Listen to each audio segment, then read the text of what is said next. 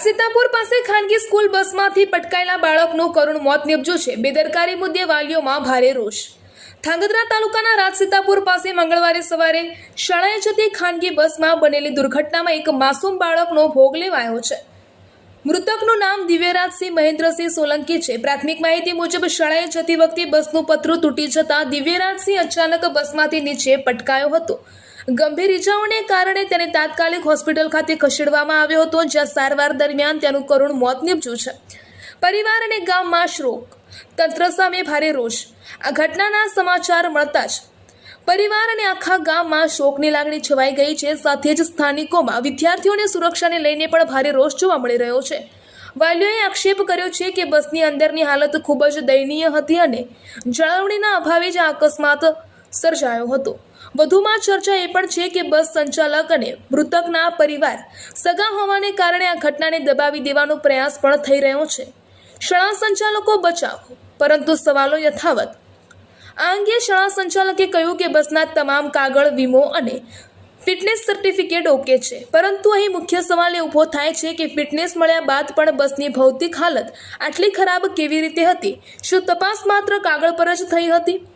જિલ્લા તંત્ર સામે પ્રશ્નો। સ્થાનિકોએ હવે માંગ કરી રહ્યા છે કે જિલ્લા શિક્ષણ અધિકારી અને આરટીઓ દ્વારા આ મામલે કડક કાર્યવાહી કરવામાં આવવી જોઈએ।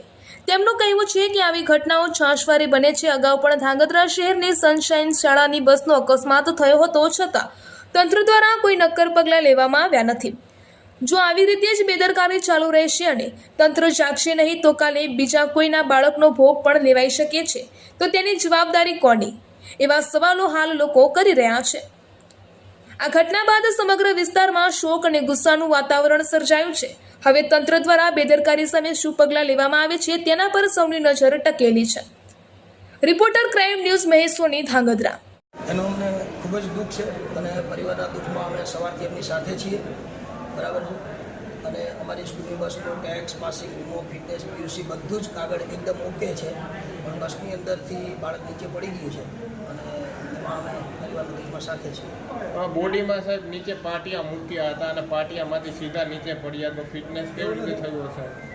ફિટનેસ હજી થોડા દિવસ પહેલાં જ એનું ફિટનેસ કમ્પ્લીટ કરેલું છે, પણ ઉપર જે મેટિંગ હોય અને એના કારણે નીચેનું તળિયાનો અમને ખ્યાલ ન હોય કે ભાઈ અહીંયા તૂટેલું છે, એ તળિયામાંથી થોડું તૂટી ગયું છે અને એમાંથી બાળક નીચે ગયું। પાટિયું મૂકવામાં આવ્યું હતું સાહેબ, એટલે બસ મેં જોયેલી નથી અત્યારે હાલ, બરાબર છે। હવે આગળની શું કાર્યવાહી કરશો એના ઉપર? જે કંઈ કાયદેસરની ધારાધોરણ મુજબ કાયદેસર કાર્યવાહી થતી હશે એમાં અમે સાથે છીએ। કોણ હતું ડ્રાઈવરમાં સાહેબ?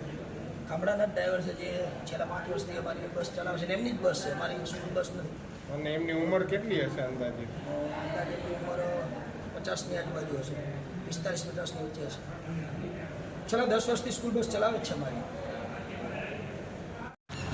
હું સીએમ પટેલ અનમાસન વિદ્યાલયના સંચાલક તરીકે ફરજ બજાવું છું।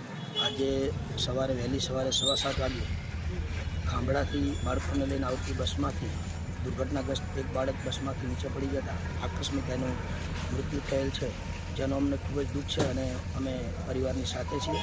સમગ્ર શાળા પરિવાર અને વિદ્યાર્થીના વાલી અને પરિવાર સૌ સાથે શોકમગ્ન હૃદય સાથે ઊભા છીએ। સાહેબ, બાળકને પડવાનું કારણ કઈ રીતનું હતું? અંદરથી પડ્યો તો બારીમાંથી પડી ગયો સાહેબ? નહીં, બસની નીચેનું જે ફ્લોરિંગ આવે એ તૂટતા ત્યાંથી બારીમાં અમારે કમ્પ્લીટ જાળી છે અને તમામ બસના ટેક્સ, પાસિંગ, વીમો, ફિટનેસ બધું ઓકે જ છે સાહેબ। પાસિંગની ઓકે છે તો નીચેના તળિયામાં સાહેબ આપના પ્રશાસને આપને ધ્યાનમાં ન આપ્યું? ના, એ મારા ધ્યાનમાં નહોતું કે તૂટેલું છે કે એવું કંઈ। આ પ્રાયોરિટી કોનામાં આવે સાહેબ? જવાબદારી કોનામાં આવે સાહેબ? જવાબદારી તો બસના માલિક જે છે, કાગળ ને બધું આપેલું છે, કાગળ અમારી જોડે છે। બસની ચકાસણીની જવાબદારી કોનામાં આવે સાહેબ? તમારા સ્કૂલમાં બસ ચાલતી હતી 1 મહિના પહેલા જ ફિટનેસની વાત એ પછીની વાત છે। બસની જે ચકાસણીની વિગત છે એ ચકાસણીની જવાબદારી કોનામાં આવે સાહેબ? પણ અમે કાગળ ચેક કરતા કાગળ નહીં, તમે જોતા હોય ફિટનેસ નહીં ઓકે છે, તમે બસની ચકાસણીની જવાબદારી કોનામાં આવે સાહેબ? બસના માલિક છે, માલિક તો પછી 2 નંબરની વાત છે। બસ કેમાં ચાલતી હતી? કઈ સ્કૂલમાં? આપણી સ્કૂલમાં ચાલતી। સ્કૂલનું નામ માસૂમ વિદ્યાલય રાજસીતાપુર। તો સાહેબ ચકાસણીની જવાબદારી તમારામાં આવે કે ના આવે? આવે। હા, તો આપે ચકાસણી કરી હતી? પણ ચકાસણી કરતાં ઉપરથી એવું કંઈ દેખાતું નથી કે આ પાટિયું નીચેનું ફ્લોરિંગ તૂટશે. આ એક દુર્ઘટના છે. અને આ કેટલા ટાઈમથી ચાલતી હતી સાહેબ આ રીતે બસ? આ બસ તો છેક 10 વર્ષથી ઘનશ્યામસિંહ ચલાવે છે. અત્યારે આ બનાવ પહેલા ફિટનેસ મળ્યું, હાલો હા. ફિટનેસનું સર્ટી મળ્યા 1.5 મહિનો થયો. હા. 1.5 મહિના પહેલા તો 1.5 મહિનાની વચ્ચે તમારું કઈ ડ્રાઈવરે કે કોઈ તમને કઈ ખ્યાલ જ ન આપ્યો? દર વર્ષે ફિટનેસ લેવામાં આવે છે અને તમામ બસો ટેક્સ, પાસિંગ, વીમો અને ફિટનેસ સાથે જ અમારી તો શાળામાં ચાલે છે. આના માટે આરટીઓ જવાબદાર થયું એવું થયું ને સાહેબ? હા, તે તો તમે જે અર્થ કરો. બાકી અર્થ હું નહીં. આગળ ચેક કરું છું અને મારી શાળામાં એક પણ વાહન હા. અમે ટેક્સ, પાસિંગ, વીમો, ફિટનેસ કે પીયુસી વગર ચાલવા દેતા નથી. ડ્રાઈવર મારી- પાસે લાયસન્સ હતું હા, અને મારી 6 ફિટનેસ બસ સર્ટિફિકેટ છે છે. એ અમે તમને વોટ્સએપ અને કરી દીધું. ડ્રાઈવર શું નશાની હાલતમાં હતા? ના, બિલકુલ નહીં. ક્યારેય નથી કરતા. કોઈ વ્યસન નથી તો ડ્રાઈવર. તમે આજે અને 10 થયું. વર્ષથી એ બાળકોને લાવવા લઈ જવાનું કામ કરે છે અને તો વિશ્વાસુ સાહેબ ડ્રાઈવર. હવે આ મૃતક બાળકના વિશે હવે સાહેબ પરિવારજનોનું તમે કહો છો કે અમારી સાથે છે, તો હવે અમે- આ અમે એમની મૃતક સાથે પરિવારનું છીએ. કોણ?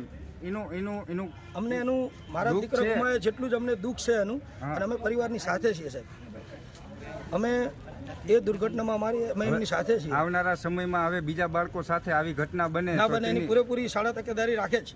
અને આવનારા સમયમાં પહેલા 15 દિવસ પહેલા ધાંગધ્રામાં ઓલરેડી 8 થી 10 છોકરાને વાગેલું હતું, જે પ્રાઇવેટ સ્કૂલ જ હતી.